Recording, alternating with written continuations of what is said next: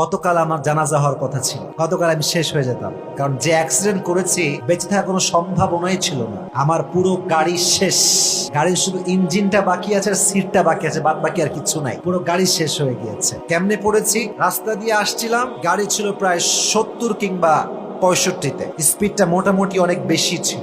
রাত বেজে গেছে প্রায় 12টা। টার্নিং পয়েন্ট, সোজা এসে ডান দিকে যাব, ড্রাইভার সাহেব বুঝে উঠতে পারে নাই, ওভার স্পিড ছিল।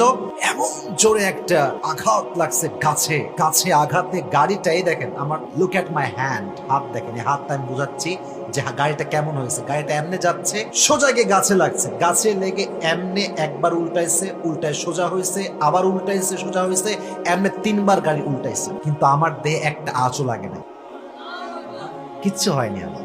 শুধু আমার না, আমার সঙ্গে আরো 5 জন ছিল, আমরা মোট 6 জন ছিলাম, কারো দেহে কোনো আঁচ লাগে না। আমি ভাবলাম যে আল্লাহ হেফাজত